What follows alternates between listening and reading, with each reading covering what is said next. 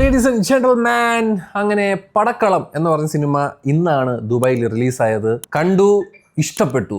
What A fun movie man, what A fun movie. So happy. Like ഭയങ്കര രസമുണ്ട്. ഇതുപോലത്തെ ഒരുപാട് ഹോളിവുഡ് പടങ്ങളുണ്ട്. രണ്ട് സിനിമകളിന് അവരൊരു കമ്പൈൻ ചെയ്തിട്ടൊരു സാധനം പിടിച്ചിട്ടുണ്ട്. അത് കിട്ടിലായിട്ടുണ്ട്. സിനിമകൾ ഞാൻ പറയുന്നില്ല, but it was a fun ride. ഞാൻ പറയാം, എനിക്ക് അങ്ങനെ ഞാൻ എൻ്റെ ട്രെയിലർ പോലും കണ്ടിട്ടില്ല, to be honest. And Vijay Babu ആണ് പ്രൊഡക്ഷൻ. ആൻഡ് സുരാജ് ഏട്ടൻ, ഷറഫുദ്ദീൻ, രണ്ടെണ്ണവും മത്സരമായിരുന്നു. അതിൽ സുരാജ് ഏട്ടന്റെ ഒരു പോർഷൻ നമ്മൾ പണ്ട് കണ്ടുമറന്ന നമ്മളുടെ സുരാജ് ഏട്ടൻ, ഞാനിങ്ങനെ സുരാജ് ഏട്ടൻ ഇസ് ബാക്ക് എന്നൊക്കെ പറയാൻ വേണ്ടി വിചാരിച്ചപ്പം ആ ഒരു ചെറിയ പോർഷനിൽ മാത്രമേ ഉള്ളൂ നമുക്ക് ആ ഒരു സുരാജേട്ടനെ കാണാൻ പറ്റുന്നു. പഴയ കാലത്തെ നമ്മുടെ മറ്റേ ദശമൂലം ദാമു ആ ഒരു പീരീഡിലുള്ള സാധനം ഉണ്ടല്ലോ, അത് കുറച്ച് ഭാഗമേ ഉള്ളൂ. But it was so much fun. ഇതിൽ ഒരുപാട് meta references, anime references, super hero movie references, super hero ഒരു സാധനത്തിന്റെ വെച്ചിട്ടൊരു കോമഡിയൊക്കെ ഉണ്ട്. അതൊക്കെ സത്യം പറഞ്ഞാൽ ഇറ്റ് വർക്ക്ഡ് ഫോർ മീ. ഭയങ്കര ഒരു സ്ലാപ്സ്റ്റിക് പരിപാടിയാണ് സിനിമ പിടിച്ചേക്കുന്നത്. ഭയങ്കര ഒരു ആക്ഷൻ ഓറിയന്റഡ് കോമഡി വിത്ത് സിറ്റുവേഷണൽ ജോക്സ്, ആ ഒരു കോമ്പിനേഷനിലാണ് സിനിമ പോകുന്നത്. Loved it man, fantastic, really nice. അതായത് നമ്മളുടെ നമ്മൾ ആ സെയിം നമുക്ക് അറിയാവുന്ന ആ ഒരു സ്റ്റോറി ലൈനിനെ നമ്മളുടെ ക്യാമ്പസിലും ഒരു ഭയങ്കര ഫിക്ഷണൽ സൂപ്പർ നാച്ചുറൽ സാധനത്തിൽ പിടിച്ച് എന്റർടൈൻ ചെയ്ത് ഇരുത്തുക എന്നൊക്കെ പറഞ്ഞുണ്ടല്ലോ, ഇറ്റ്സ് ഭയങ്കര കഴിവാണ്. അത് പെർഫോമൻസിലാണ്. ഞാൻ പറയും, ഭയങ്കരമായിട്ട് പെർഫോമർ ഓറിയന്റഡ് ആയിട്ടുള്ളൊരു ഫിലിമാണ്. അത് ഗംഭീരമായിട്ട് 3 പേരും ഇതിൽ Sandeep is the next terror man. ഞാൻ പറയണം, ആ പയ്യൻ വേറെ ലെവലിൽ നിൽക്കും. ആ ഒരു രക്ഷയില്ല. അവൻ്റെ ആ ഒരു റേഞ്ച് ഓഫ് ആക്ടിങ് ഒക്കെ ഒരു രക്ഷയില്ല. അടിപൊളി, super. And I have high hopes for you man. All the very best bro. അതുപോലെ അരുൺ പ്രദീപ്, സാഫ് ബോയ്, മറ്റേ പയ്യൻ, എൻ്റെ പേര് എനിക്കറിയത്തില്ല, എല്ലാം ആ ഒരു ഗ്യാങ്ങും ആ ഒരു പ്ലേയും അത് സ്പോയിൽ ചെയ്യുന്നില്ല. It's so much fun. I had A blast. ഞാൻ എൻജോയ് ചെയ്ത് കണ്ടൊരു സിനിമയാണ്. എനിക്ക് അതേപോലെ എടുത്ത് പറയാനായിട്ടുള്ളത് ഇതിന്റെ മ്യൂസിക് ഗംഭീരമായിരുന്നു കേട്ടോ. നല്ല കുറെ പാട്ടുകളും സിറ്റുവേഷനനുസരിച്ച് പോകുന്ന പാട്ടുകൾ. പിന്നെ നമ്മുടെ പഴയ എ ആർ റഹ്മാൻ മറ്റേ കമ്പോസ് ചെയ്ത് കൊടുത്ത പടക്കളം, ആ പാട്ടൊക്കെ ഉണ്ട്. സൂപ്പർ, അടിപൊളി പടം. സിനിമ ഡയറക്ട് ചെയ്തിരിക്കുന്നത് മനു സ്വരാജ് എന്ന് പറഞ്ഞ മനുഷ്യനാണ്. നിതിൻ സി ബാബു, മനു സ്വരാജ് ആണ് റൈറ്റേഴ്സ്. കാസ്റ്റിംഗിൽ നിരഞ്ജന അനൂപുണ്ട്, പിന്നെ സാഫ് ബോയ്, പൂജ മനോഹരൻ, പിന്നെ നമ്മുടെ ഈ മാർക്കോയില് കണ്ണ് കാണാതിരിക്കുന്ന ആ പയ്യനുണ്ട്, സന്ദീപ് പ്രദീപ്, പിന്നെ ഒരുപാട് അത്യാവശ്യം കുറച്ച് നല്ല ആൾക്കാരുണ്ട്. Music composer Rajesh Murukesan. അടിപൊളി മ്യൂസിക് ആയിരുന്നു കേട്ടോ. നല്ല മ്യൂസിക്കും മറ്റേ ബേബി ജീൻ്റെ ഒരു പാട്ടും. അനു മുത്തന്തടത്ത് സിനിമാറ്റോഗ്രാഫർ. നിതിൻ രാജ് അരോലാണ് എഡിറ്റർ.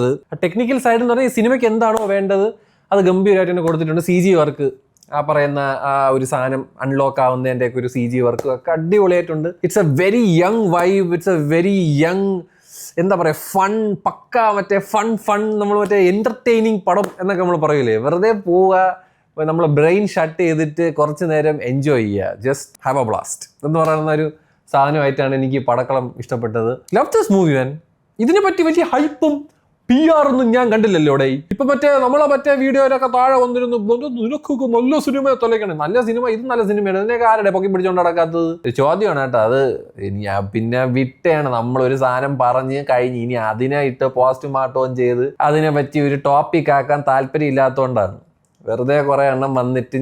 എനിക്ക് മനസ്സിലാവാത്ത കാര്യം അതാണ്. ഒരു സാധനം എല്ലാവർക്കും ഇഷ്ടപ്പെടണം എന്ന് എന്തിനാണ് നിങ്ങളിങ്ങനെ നിർബന്ധിക്കുന്നതെന്നാണ് എനിക്ക് മനസ്സിലാവാത്തത്. തുടർ ഇഷ്ടപ്പെടാത്ത ആൾക്കാരില്ലേ എന്ന് പറഞ്ഞ് തുടർ ഇഷ്ടമല്ല എന്ന് പറഞ്ഞാൽ നിങ്ങളൊക്കെ പോയി അവനെ കൊല്ലൂടെ? എടാ, എന്ത് കോമഡിയാടാ നീയൊക്കെ. എനിക്ക് മനസ്സിലാവാത്ത കാര്യം, ഒരു മനുഷ്യന്റെ ഒപ്പീനിയനെ റെസ്പെക്ട് ചെയ്യാൻ പഠിക്കടാ.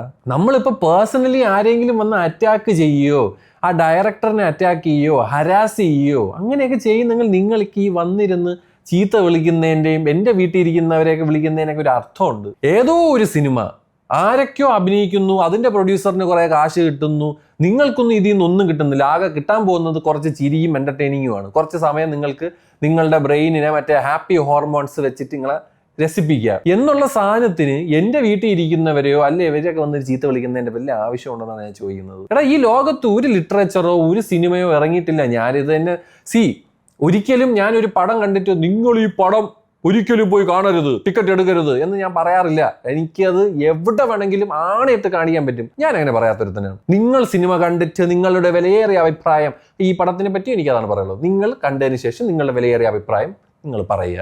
ഞാൻ പറയുന്നത് എൻ്റെ സ്ട്രിക്ട്ലി ഞാനെന്നുള്ളൊരു വ്യക്തിയുടെ ഒരു ഒരു ഒരു എൻജോയ്മെന്റ് ഇതിൽ എന്നെ സാറ്റിസ്ഫൈ ചെയ്തു. ചില സമയത്ത് എന്നെ സാറ്റിസ്ഫൈ ചെയ്യാറില്ല.